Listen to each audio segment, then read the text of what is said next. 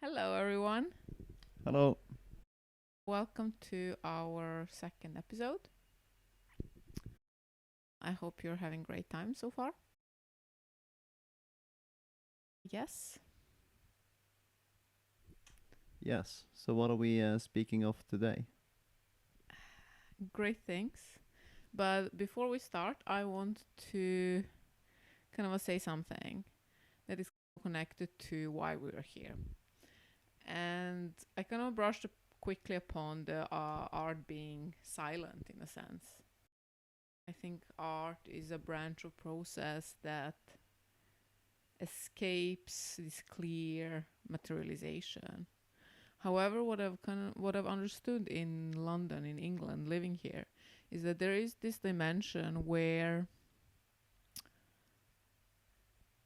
oral practice almost surpasses the works themselves, and that learning how to speak about your practice is almost more important than the work itself. And I agree with that on many levels. However, I do have to say that it also creates a hierarchy where the language acquires a despotic role to art.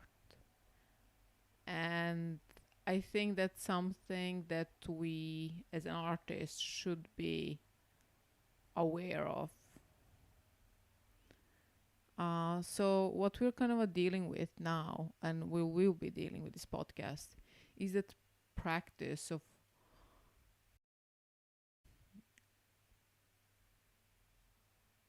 vocal descriptiveness of both the works but also the art itself. How do you does this make sense? Well, it definitely makes sense to me, and I can see positives in it, and I can see some arguments against that narrative, but it definitely, I think that an artist, sometimes it will help a lot for the artist to show his or her thought process by being able to speak through it, and it will maybe show more of an awareness of what they actually explored and how they explored it. But of course, if too much is laid out, you could always argue that it takes a bit away of the freedom of interpretation from the viewer. Yes, but it's to me it's not only about freedom, but it is that level where as you say, it's something that is always on the scale, and I think that's the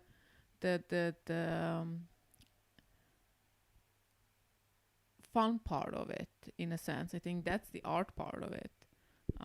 That's also the why I found fashion quite challenging at times, because in fashion, artist is something you become through practice, through traveling, through X, Y, and Z. But it is something, it's a destination. Becoming an artist is almost like reaching a certain level. While for the artists themselves, you are least the artist in the moment when you know. So being an artist is highly dependent on learning how to navigate that scale that things are placed upon, and then speaking about that process in between, the movement in between. And I think that's the beautiful dimension of art. And as so, it is highly contingent upon language, because right now you are looking at a work, but this work can be many, many, many things. And to each own interpretation, it acts as a certain manifestation, material manifestation of a thought process, but it can be about a myriad of things. And also, the dimension comes about is that what we see, what we perceive is that art. So I think this podcast serves as my oral practice in a sense. It's not meant to be a podcast where we talk to you about art per se, but it is meant as an oral practice because I think there's certain through the journey I've had that we spoke about last time. I see like it's in London. I realized that I have in a sense speech impairment where that granularity of my own experience wasn't able to come through in a language because I've never spoken one language for a sufficient amount of time for it to follow. So you felt the consequence of having to change language several times and not really practicing it for the same amount of time as most native speakers of a language have done. Well, it's not about yes, yes, yeah, yes, absolutely. So in that context, why we're here is also part of the oral exercise, as much as it is me speaking about my works. And I think that's highly important because one of the reasons why I branched into fashion to begin with is because it was silent in a sense, or I thought that it was.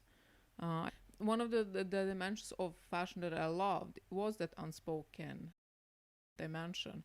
However, also I understood in London that being unable, only relying to those dimensions that are not clearly distinguished in a sense in a common language, I understood that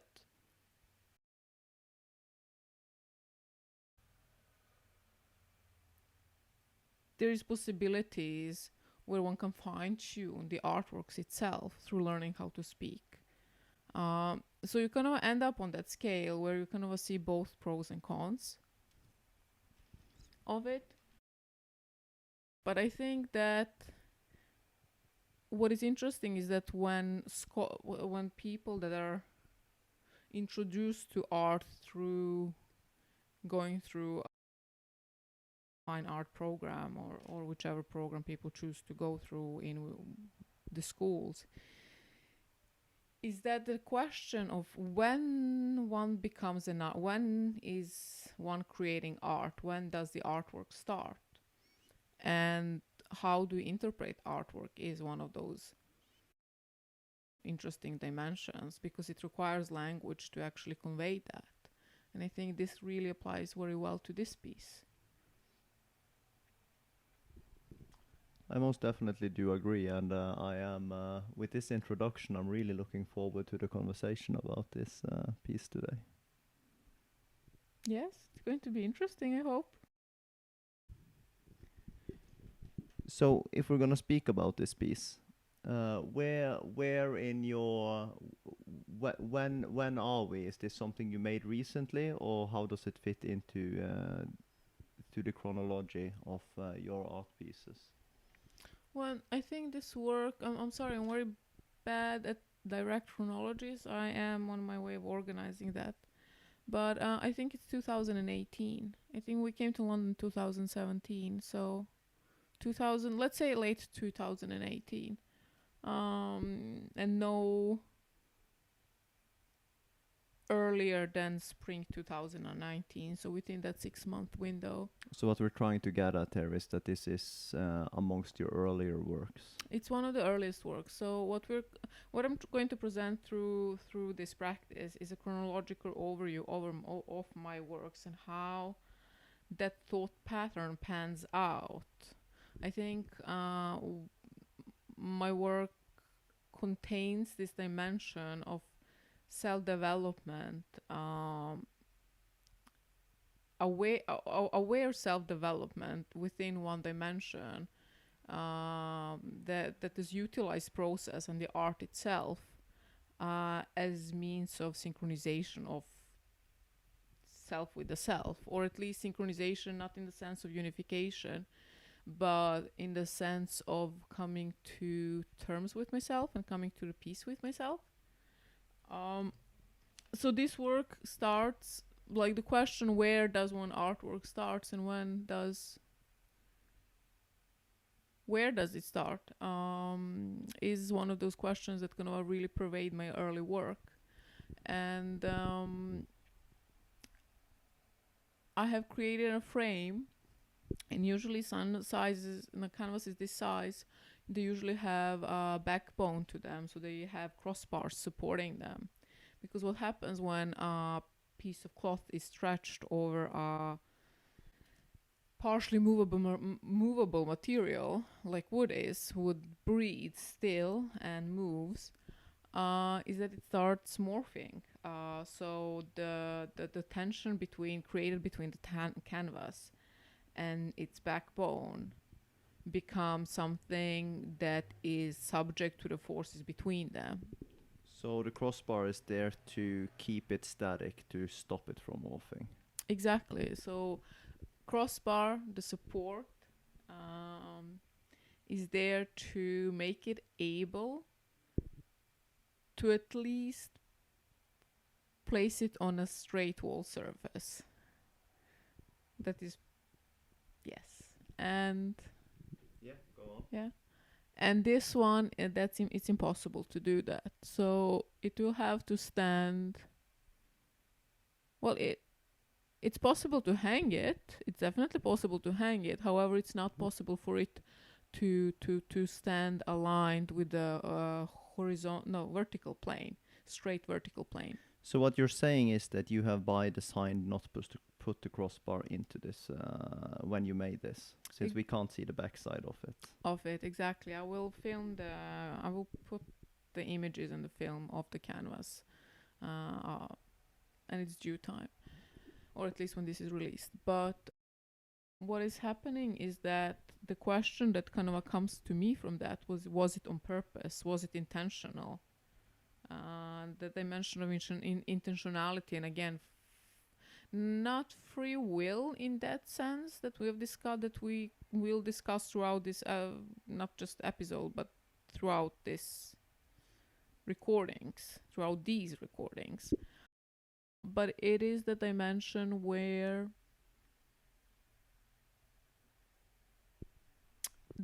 the reason why there are now crossbars was also highly dependent on the means available at the time, but also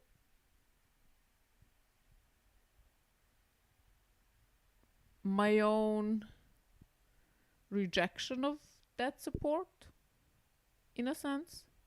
So it's a point where those two factors, which I kind of consider entering the main framework, merge.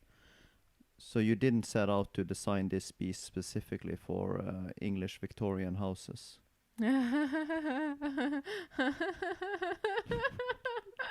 Oh, that's a good one. Yeah, it might stand on the straight wall somewhere in this house. I think it will look pretty straight on a lot of walls, yes. Oh yeah, the British walls. They're so sturdy. But so that's the first dimension. The second thing is that I've stretched it myself. So I'm the one that has by design chosen unconsciously at that time to place the tension that now accounts for how this piece molds and moves. And as such, that piece acts as a record of that moment in time where I have, although stretching isn't a very thought requiring, because stretching isn't a thought requiring process, it becomes that I hope there is like not just half of me in until now, and if it is, so hi, now you're seeing the other half. But sorry, where was I?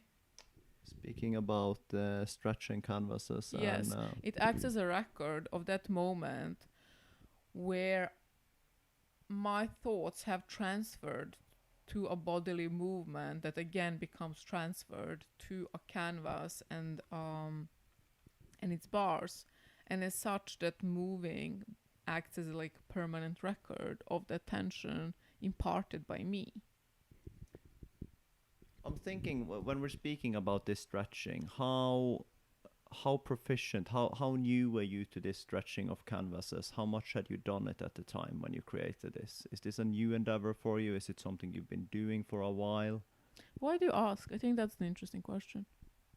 I'll get to it. There's some thoughts in there. Okay, good. Otherwise, I would almost think that you wouldn't exist if you weren't thinking. If there were no thoughts. Well, um, I was very new to that. And I think that's the beauty of being an artist. And I think there's this discussion when are you an artist? Where are you an artist? And what is a true artist? And I am looking very much forward to discuss the dimension of truth. I think it will come up later. But at this particular moment in time, this dimension of being new to something also shows how you approach it. How do you approach new things? And I think that's very fascinating because, especially in the context, you asking, especially in the context of this work, because this work is not only what you see right now, and we will try to explain to you a bit closer what you're seeing, just visually, not even like semiotically, but that this work is so on the side. I've put staples on the side, and it's stapled. So where would the staples normally go for those who aren't well versed in Well, canvas stretching? You can have them there where I've placed them. However, but it's most common to have them in the back where they don't see, because if it is part of the work, then it's intentional part of work. That's one thing, but if it's not, that's a different discussion. But in this case, I think that is the work, and that is the work because this work is one of the first ones that has that. I think all people's works have this corporeal dimension, where that, yes, but I think this one in particular is the one that embodies that very strongly. And I would even say that the most of the work is on the sides, where those staples act as that. Because my feeling is that you feel very connected in a way to the framework and how this is built, and what went into the stretching, and the surroundings of this, not necessarily just the front side of this art piece.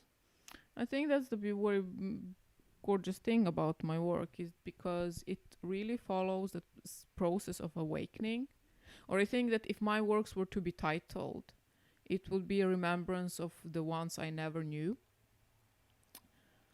Because from the very early age, given that sight, I won't say it's an impairment. It's definitely, I would even say it's almost like a bonus. Being able to observe two dimensions in once is something that I would call a gift. Call it impairment, but it definitely presented a challenge because my intuition was on a different level than the ones of my peers, and that was very evident. So I had this higher level of immersion into things, and I could follow where these like bands of accumulation, how they would pan out in different dimensions. And I think it's that abruption, that like very that abruption due to the destructive element that it doesn't seem that humanity can escape it. I mean, how many wars are fought now? 3? No? More? Less? How do you define a war? But you definitely have one in Ukraine. You have the whole Sudan. Fought at this moment in Yeah, time. and I saw that I saw US was nuking up against North Korea, so it's 3 wars. Well, that one has been ongoing for ages between North and South, so yes. I mean, so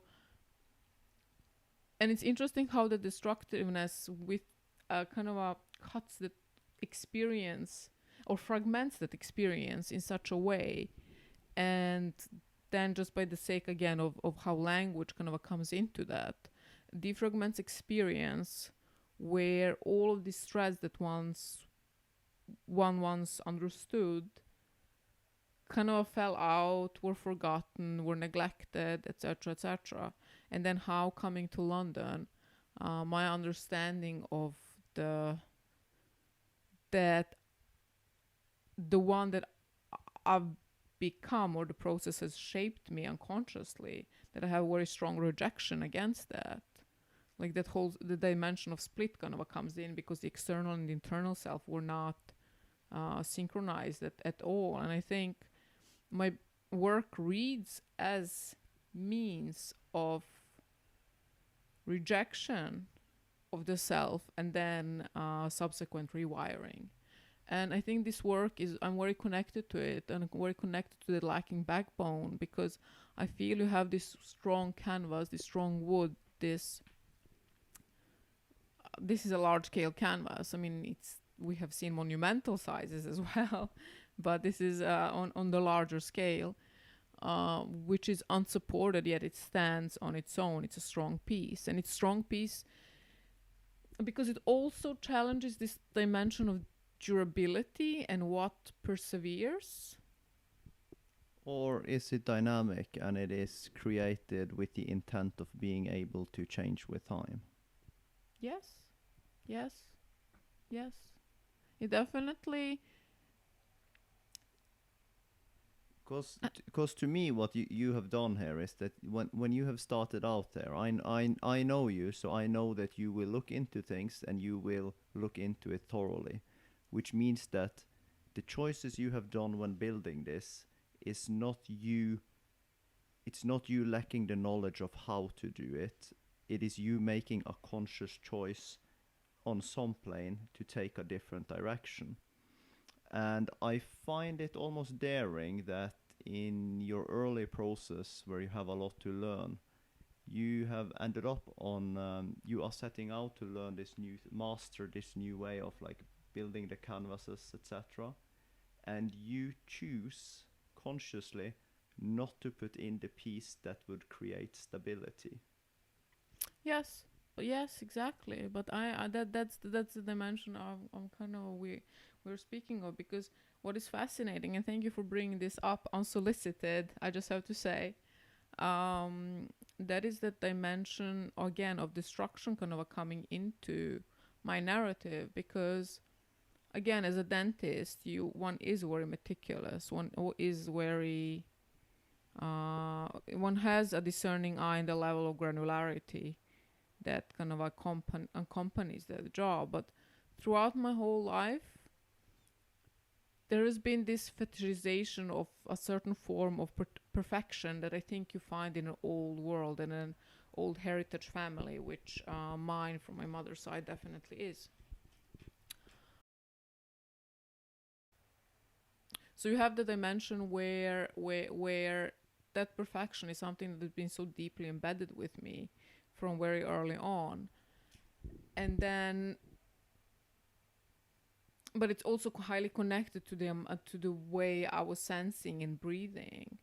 And then at the same time, us coming to London, me not even understanding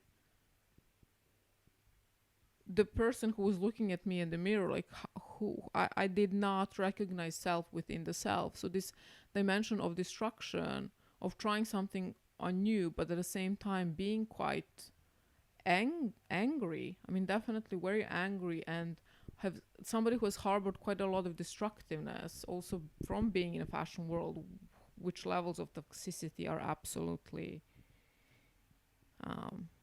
yes, the world is changing, let's keep to that.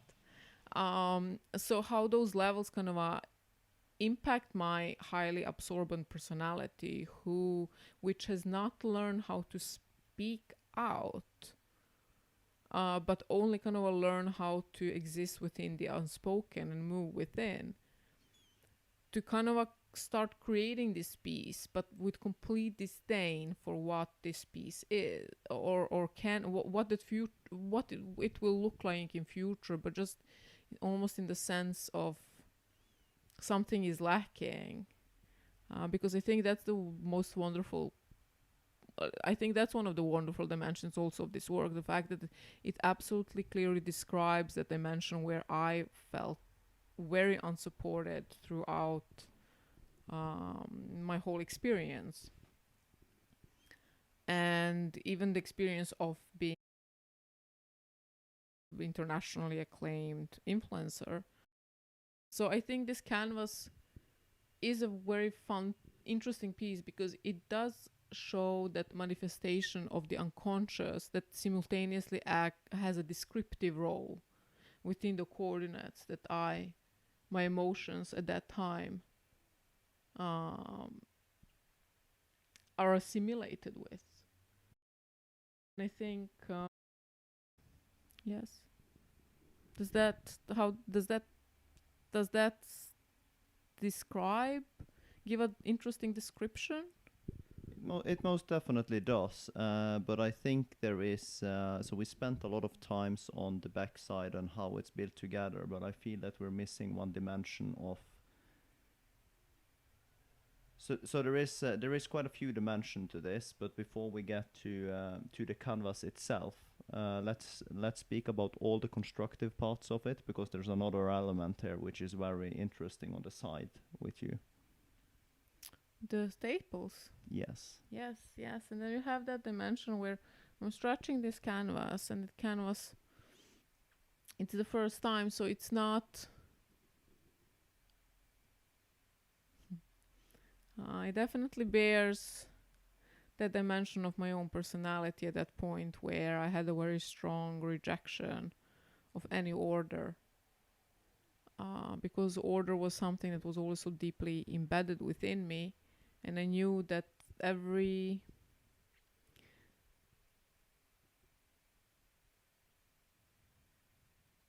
seamless flow has a order sequence that is to be followed if that is where you want to go. But it's like that. What my first works are quite about is that rejection of order. And as such, the stapling also kind of shows that it's not a stapling of somebody who has studied 5 years of dentistry and worked subsequently 5 years. It's a work of it's almost a work of the child,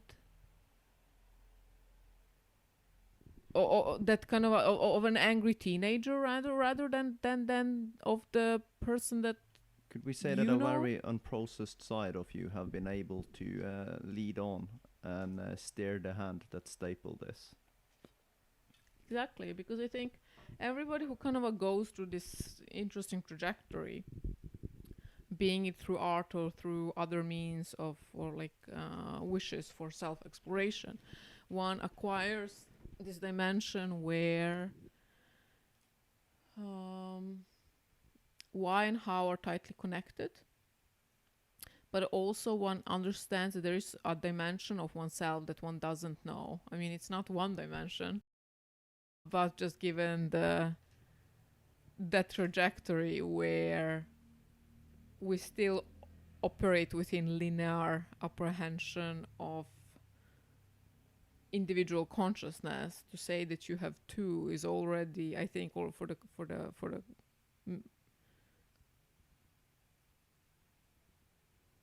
less accustomed, that is already leveling up. So let's say the one that I never knew, it's very tightly connected to that, because I didn't know that part of me that was so careless, or that was so angry, that was so destructive. I could see things happening with my body, how it is affected me. I used to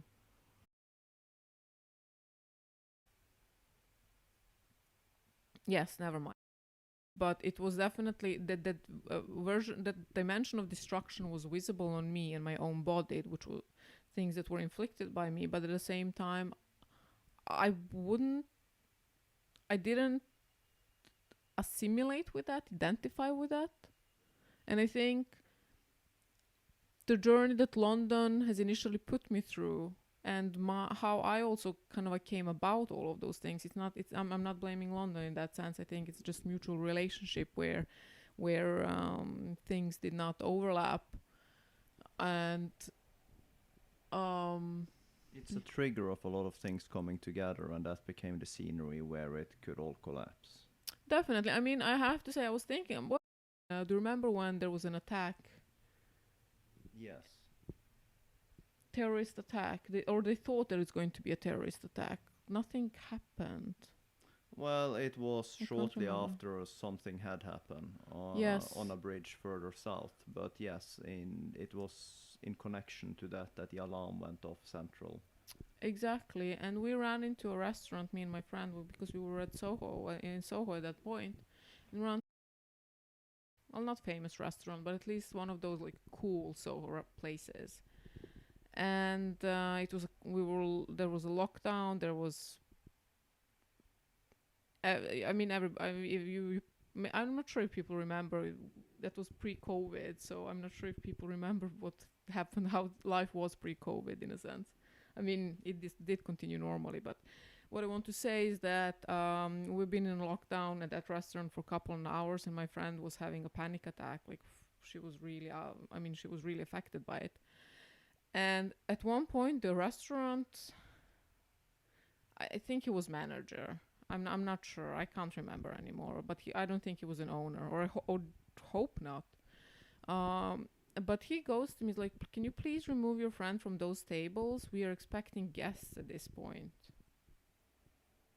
I'm like, I mean, that was the most abstract thing I've ever heard. So utterly abstract.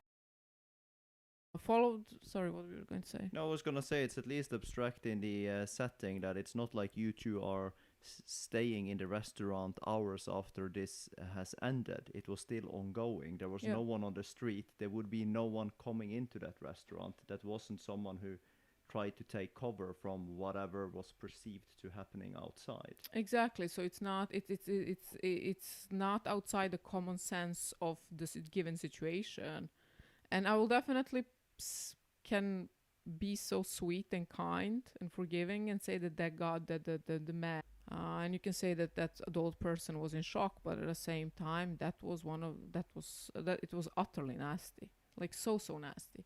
But I think what followed was even worse, especially now given the this dimension of openness that we're experiencing, and the fact that when I posted about it on Instagram, there was not a word from any of my journalist friends, from anybody, from that restaurant itself. So I think also when I came to London, you have to. I think when you come to the bigger cities, this is just one of the examples. We're not going to go through them. You kind of really face this really dark dimension of human nastiness that is constantly being covered up. And I have this ability of seeing how, if one thing is repeated ad infinitum, how will that pan out? And I think this world looks exactly when we see how things that ad infinitum pan out. And I thought that was, for me, that was reliving that same nastiness that has kind of caused the war. You will go on rallies for anti-war, as a lot of people. You will show your support for Ukraine, etc., etc., etc. But when I actually kind of came to people saying, you know what, this is dark and weird, and we should have at least a conversation about it. England, it does not pan out, and I think this is where it's visible to see that most of the cultural output that is and the cultural conversation, like we're complaining about the hegemony of the American culture, but at the same time that is literally the only culture in the world that is learning how to speak about things and how to acknowledge them, how to navigate them. And I think Europe is falling very far behind on that. So I think this kind of a story narrative is just one of the many that you kind of encounter when you come to bigger cities in different scales. And that really has awoken something that within me that I didn't think was there anymore. And that was the absolute immense anger and absolute very strong need for destruction, and also strong dose of nihilism, which pans out in that if nothing matters, so well, fine, let us be. Or like, if we are constantly acting as if nothing matters, is it how does that behavior pan out ad infinitum? And I'm very happy for the movement that is kind of a coming up, that has been coming out recent years. And again, that is the culture of LA and California and Silicon Valley that is spreading. That is not so it's kind of interesting to see how that pans out and how that will kind of impact society in the future, which hopefully for the better. But I think that is what is sustained within these staples on the side. And I think you see this piece. So tell us more about the staples on the side, because currently we haven't really had a visual tour of what it is. So I'm touching it here. Yeah, I've had the pleasure of lifting this around a bit, and I can definitely say that it has a different touch to it than most of your canvases. Yes. So it's very heavily stapled. Very, very heavily stapled, because the material I was using was not it was quite thin and it was quite movable, so it's heavily stapled. But I think what is the art piece itself is what I've done to it to make it stay in place. It has this dimension of mirroring. It's a very interesting paradox that you choose you what you have done to keep it in place, but you choose to neglect the two pieces that would have made it static and rigid to begin with. But let's continue. Yes. How was the journey of Yes. making this stay in place? No, but that's actually a very good point, because it almost I almost connected to a sound. What sound would it take to place? How many sounds will it make if you just place two bars, as opposed to that stapling? I mean, it's like I can't even I can't interpret that sound. So for the listeners, how many staples are we speaking about there? What would be a normative way of stapling a canvas, and how many staples I think do we have? usually, let's say you have on the canvas this side, let's say that you have, let's say 10 to 12 staples. I think 10 to 12 staples kind of covers this big space. So it's heavily stapled. I think audience understands that. So I don't think we need to reiterate that. But there are two places it's very heavily stapled, and those places correspond to something that I will be.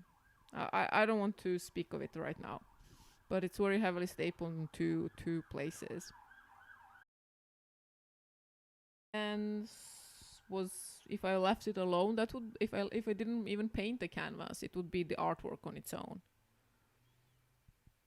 But I painted it. So how was the process of painting it? What happened on the front side that we're all able to look at? Well, I'm heavily at the time.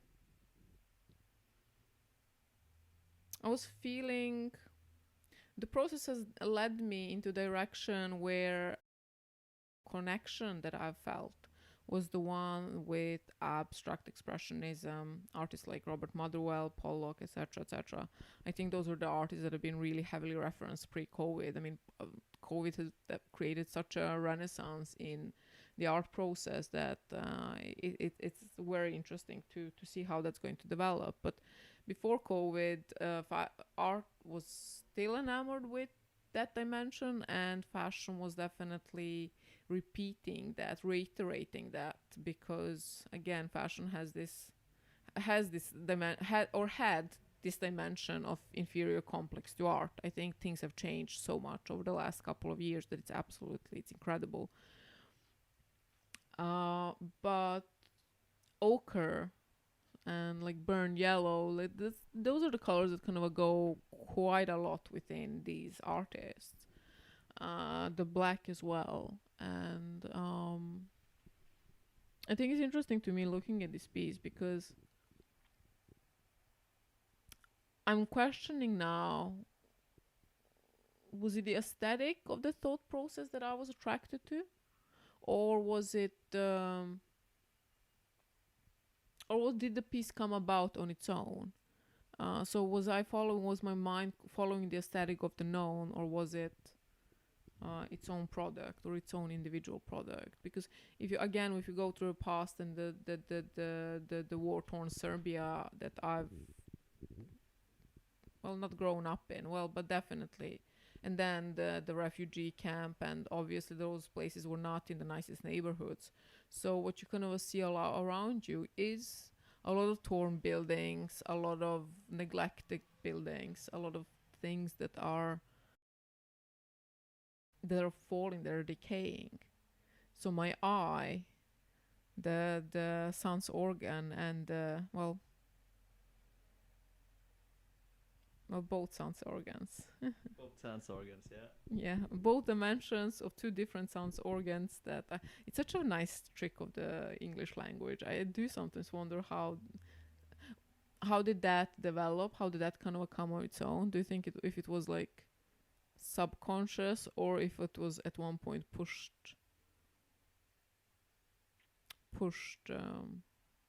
strategically? Because that dimension of I and an I is very beautiful to me. Yeah, but that is almost an episode on its own. Yeah, we're not going to go into that No. now.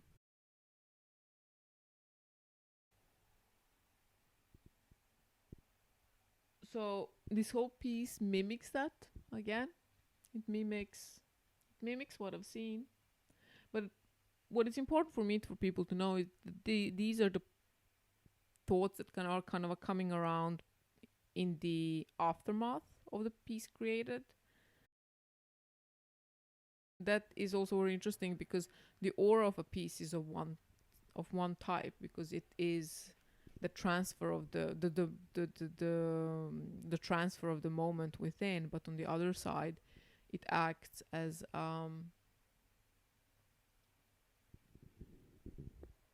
To me, this goes a bit back to what you spoke about at the start. It is a practice to speak about it, and that doesn't necessarily mean that, like, a part of that conversation is the entire creation process, but that doesn't mean that it is settled down to its concrete meaning or what it necessarily means to you at that moment in time. Sometimes that develops and comes to you maybe weeks afterwards or months afterwards. very. But again, we're going back to this dimension between art and language that is so utterly fascinating. And to me, art offered that dimension of transcendence because, as a child of of psychiatrist, you do understand this dimension of measuring up of the self with your own surroundings and what type of feedback loop that creates. Me, art, and there's often talks of who created artwork, especially when those artworks, and this is especially in the context of paintings. Who is creating artwork, and is it artwork if somebody else has created it?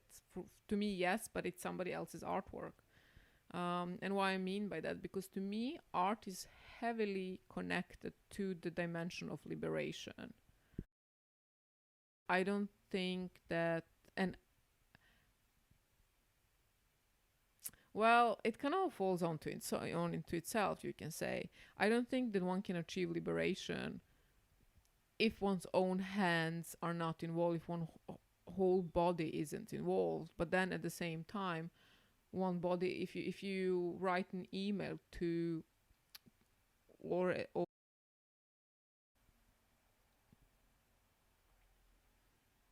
if you employ an assistant or potentially hire people from the Chinese village to paint work for you, you have also employed your body and your mind within this dimension for that artwork to cure. I think once again we're into a very big topic on the side here. Yes, but I think that's the most beautiful dimension of art, the fact that those questions overlap, and we're asking them as a questions. We're not going to discuss them. I think some mystery. I'm talking about my own process because it's heavily involved with my own psychoanalysis and my own transcendence. But So some so mystery. so to you, it's important that you have been involved in all parts and have executed all parts in the creation of this piece. It has been, at least. I think for me that is the most. That was the most. Oh, that's so interesting. Again, that's so actually very interesting now when we're kind of coming to it. It is important to me because I felt that I had this absolutely immense energy that was imploding on me that I wanted to disassociate with. To direct use, Direct. start to filter out. I didn't. I mean, it's so fascinating to think about that somebody who has experienced this level of granularity of the flow itself has had such a big blind spot for how one's own body has moved through it. Um, so this energy, and I think we're also nicely kind of coming up to the dimension of painting on this work, and that is that I needed to this energy was absolutely crushing me and imploding on me, and I didn't know how to handle it, and I didn't know how to deal with that. So this dimension of just throwing something and something, this dimension of expulsion, was something that kind of was laying in the descriptive dimension of the artistic transcendence, or at least what is offered to us through literature and books, and how art is described. So for me, it was really important to have that dimension where I could see the feedback on its own directly, and through that exchange start to grasp the coordinates that I was existing within. Um, So how did these coordinates manifest themselves onto this canvas? so yes, I mean, we're starting with that ochre color that I very much love. Um, and it's beautiful in its own, and it's also kind of start sometimes thinking about the gold that would have rusted, not rusted gold because it doesn't rust, but I meant gold paint that would lose its shine or lose its luster, and then subsequently become this ochre. Or it definitely ties to a dusty gold in this way or the other. It also is the color of urine, which also annoyingly ties to my story, that is, and the dimension of trauma. But it is as it is. And over that ochre, you see parts of yellow. And I think my own interesting heritage kind of comes within, because my mother's side comes from a Russian aristocracy that moved or transitioned to Serbia. And I think, and then something happens that I'm not going to go into, and then things kind of go quite dark. And then on the other side, you have this painted, like that darkness, or whatever is happening there. It doesn't seem like an event that is completely engulfed in black, but it's an event that is covered with it. Kind of comes this white paint that is glued onto it a bit haphazardly, and I think to me, like, it almost kind of defines my father's strength, because my father is a very he's an intense person that early in our life shone quite strongly, and has a very strong moral compass within certain dimensions. So,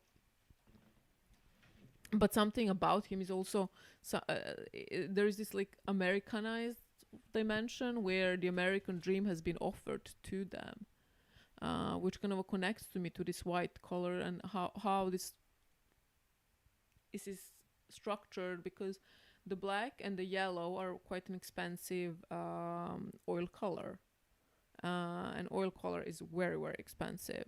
But the white one is it's just a simple white wall painting. Now white wall paint. So you have the dimension of something like quite.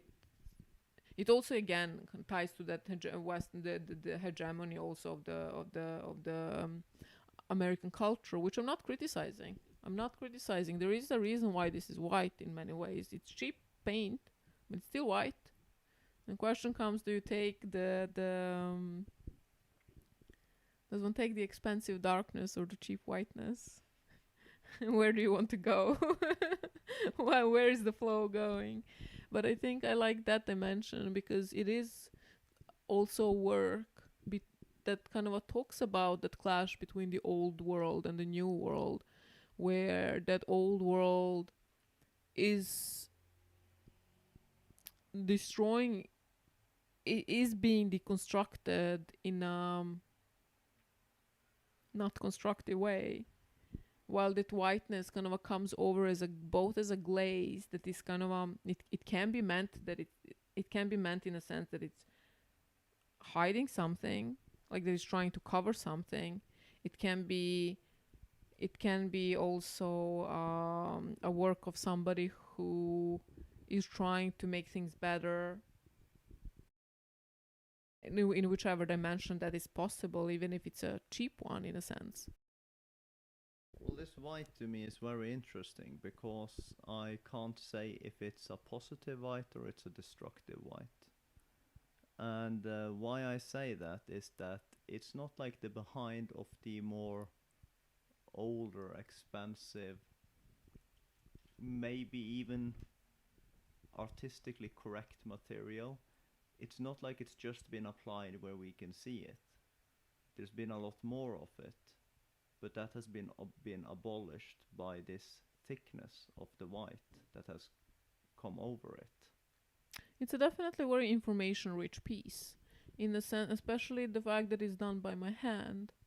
Um, because the thickness of the paint and then the subsequent layer or subsequent layering, each layer shows amount of information for the ones that have ability to read or have learned how to read it throughout their lifetime.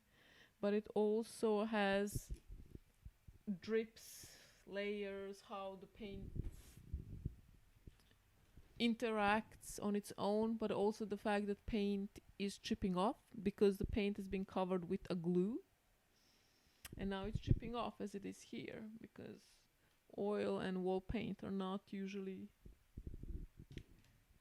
they don't coincide, and as such this piece kind of continues its own life. And I think that's the most one of those beautiful dimensions of it, because the piece on its own continues its own life and acts as a measure of time due to the fact that is going to undergo a morphability that is of the irreversible character. And which has also been built into it by the choice of not putting in the stretcher bars that would have given it stability, that wouldn't have made it move in such a way that it would be that prone to chipping. Yes, yes, very much so, very much so. So I think of, and that's this is what we're speaking about this work, and as you see, like my work ties to a lot of those things that I've both experienced and it's very difficult to make a work about somebody else's experience. You can always describe somebody else's experience, but you can never. I think you've taught me that quite a lot. That you're always a mystery to me, but also I think I also understood why. You understood why? Yeah, earlier yesterday when we spoke. Yeah. Oh, I've been seen through. No, you have. No, I have not. I can't do that. You're absolutely dimensions of you are ingraspable for me. However, the shapes that I often operate with are within the triangle and the circle. And while you said something really interesting yesterday about the square, and I thought it's very interesting because square does not often arise within my own work. That's not a shape that I'm. So when you are expressing yourself on the canvas, the square isn't necessarily the shape. You're a shape that is heavily used by you. Yeah, it's not very heavily represented. No. So I think that's the interesting dimension of this work. And I think there's another thing that I want to say about this and another work. I will post that work on Instagram, and I think I will post a brief video of me speaking about that work, but we're not going to introduce it now. But those are the two works that have survived the first purge. Every artist has their own purge.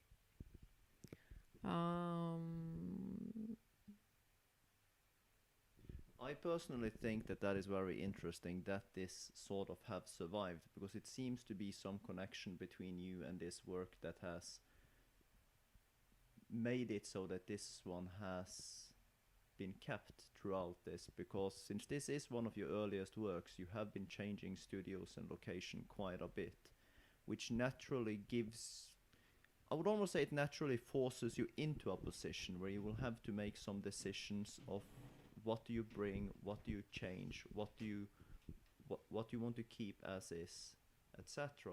And this piece has actually ended up travel that entire journey, even with its sides and its structure and everything that goes in it. You know what that makes me think of? It makes me think of the worth of a piece and the time frame it has undergone and survived. Well, this is definitely a survivor behind us. Yeah, it definitely is. But it also makes me think, because I have to say, and I'm not necessarily afraid to expose my own ignorance. I think my journey has been plenty. It has been abundant in lessons and knowledge that I've acquired that definitely surpass even those that have studied art and have a higher level of. Even those that have studied art. Fact that. But also, it's also kind of it's also connected to that American hegemony that we're speaking of, especially like plastic fantastic movement and the overconsumption, etc. We don't those songs are sung, we know them already. But I want to say is that I couldn't even, despite the fact that artifacts are rare, I did not necessarily understand why artifacts have a certain value tied to them. But this piece has kind of made me understand that. It has definitely made me understand this dimension that of aura and of an energetical exchange that happens, that something survives throughout this time. Because especially if you think about this dimension of human destruction that is very heavily embedded within us, and that kind of a constant craveness for exchange and newness. So I think this dimension that and something can survive throughout centuries is definitely tied to value, and should be tied to value, because it definitely it poses some really interesting questions that I think I would love for Sean Carroll to answer. Or he's cosmologist though, but he is also a physicist, isn't he? He is now a philosophist. He is also a philosophist now. Philosophist, yes. Oh, but he is. He's definitely, that's exactly what he is. I think he also, I'm not sure if he used that word, but he's philosopher and a physicist. No, he is a philosopher now. He is in a philosopher position. Yes, but yes, but I mean him as a physicist. I would like for him as a physicist to be able to explain that. This. Interesting. Right?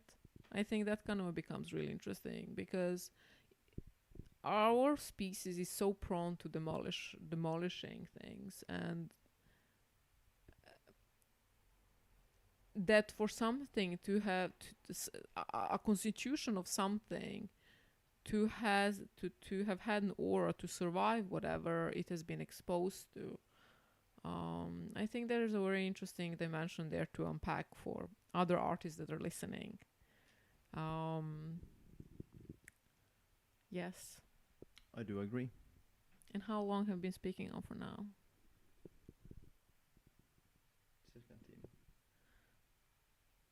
Can I sneak in one more thing, you think?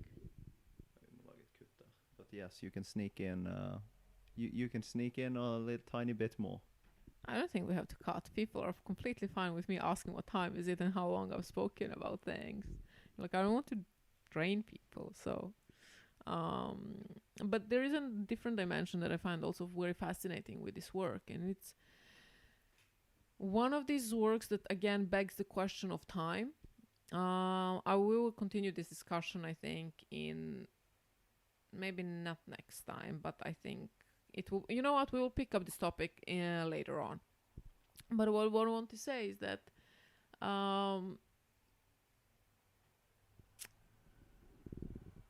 there is this dimension of time that is connected to this and time traveling. Because I was thinking, does one time travel the closer one comes to cultural epicenters? And does that also pan out given the amount of income? How far in time, how further in time are wealthy against the less fortunate? And how does time connect within geographical locations? And I think that's very interesting because to me, this art piece is very heavily associated by the works and the thought process that has governed it, but also but what it has seen. Well, when I came to London, and yes, digital art is something that has really exploded to a dimension that I think even the artists in the known haven't been as acquainted with that. But I think this dimension of time travel and what is considered art and when is it considered art is something that is really fascinating. Sounds like a topic we will have to dive more into later. Yeah. So thank you for listening. And I want to say one more thing. Yes. Many more things becomes. No. Let's speak of one more thing. No, that's not what I meant. But is that The first of 10 one more things, but let's go. But it's going to be great. Which leads us into into the fact that this podcast is something, as much as it is recording of my oral practice, it's also very tightly connected to the role of communication that I feel very identified with. So there's this thing within me that is very connected to sharing the experience in hope that it can help lighten others' path, and that is the second strongest reason why this space exists right now. And in order to support that, me and Chris have created a label which is called Great. Christian has a cap there. He can put it on so he can show it to us. But the Great label sustains of t-shirts, hoodies, and it's just like great merch. And my idea was that I think there is so much dark subliminal messaging happening all the time. I wanted for two people when they sit next to each other and they have great merch on. It says right over the left, on the left side, right above heart, it says great. Or in this instance, it says great. And there is an Instagram that I will share, and hopefully you will be able to support us in that way, even if that by following or sharing our content. Thank you for listening. Next time. Goodbye.